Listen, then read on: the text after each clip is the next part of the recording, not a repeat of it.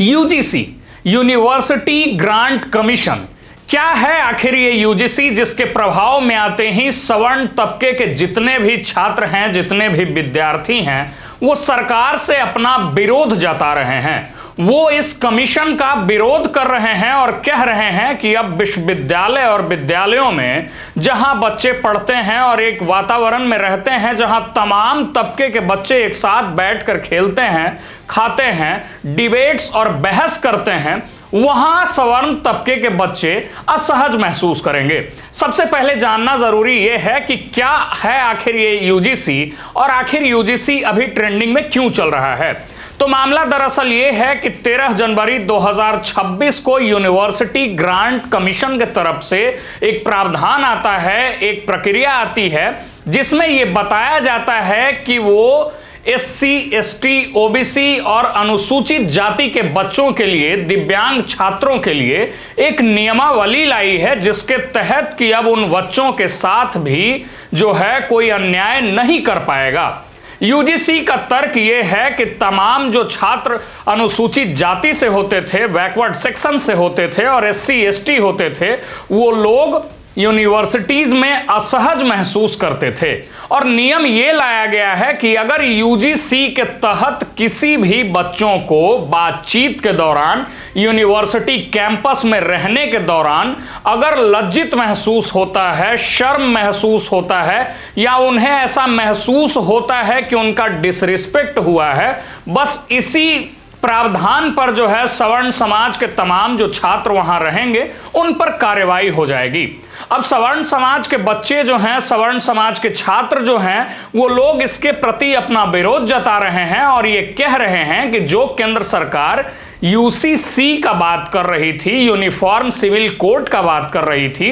वो अब general category के बच्चों के साथ अन्याय करने जा रही है। मतलब विश्वविद्यालय ही वो जगह है जहां तमाम लोग जो है खुल करके जिंदगी जीते हैं और अपनी जीने का प्रणाली को जो है बदलते हैं, जिंदगी को जो है अपना उड़ान देते हैं। वहां तमाम लोग डिबेट्स करते हैं, कास्ट डिबेट होता है, उन तमाम सामाजिक बिंदुओं पर बहस होती है जिससे कि सब लोग जो है कुछ नया सीखते हैं। लेकिन अब ऐसा नहीं हो पाएगा। अगर किसी भी सामाजिक बहस के दौरान अनुसूचित जाति, बैकवर्ड सेक्शन और ओबीसी के बच्चों को ऐसा फील हो जाएगा, महसूस हो जाएगा कि उनको डिसरिस्पेक्ट किया जा रहा है, तो अब जनरल कैटेगरी के बच्चों पर जो है कार्रवाई हो जाएगी। यह कानून इसलिए भी थोड़ा बाइस्ड साउंड होता है क्योंकि यूनिवर्सिटी में तो तमाम बच्चों के साथ डिसरिस्पेक्टेड हो सकता है, डिसरिस्पेक्ट किसी का किया जा सकता है, तो फिर यह नियम जो है ये सिर्फ अनुसूचित जाति या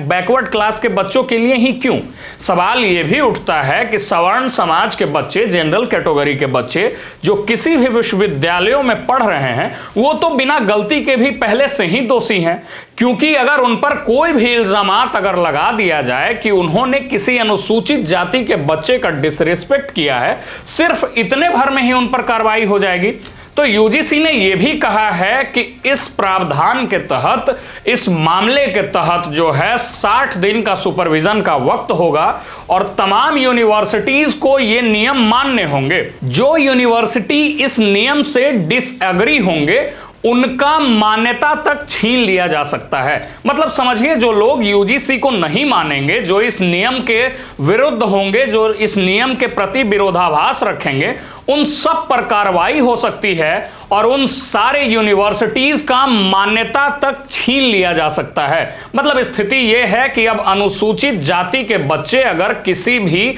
जनरल कैटेगरी के बच्चे के खिलाफ किसी भी तरह का शिकायत दर्ज करते हैं तो जनरल कैटेगरी के बच्चों पर कार्रवाई हो जाएगी। लेकिन वहीं अगर उल्टा होता है, जनरल कैटेगरी का कोई बच्चा किसी भी स्थिति में डिसरिस्पेक्टेड फील करता है, तो इसके लिए कोई नियम नहीं है। तो ये इसलिए भी बाइस्ड साउंड हो रहा है और यही है विरोध की वजह। बाकी मेरा नाम रमनीक राज है, आप देख रहे हैं मीडिया दर्शन। इसी तरह के तमाम अपडेट्स और खबरों के लिए हमारे साथ बने रहें। बहुत बहुत धन्यवाद।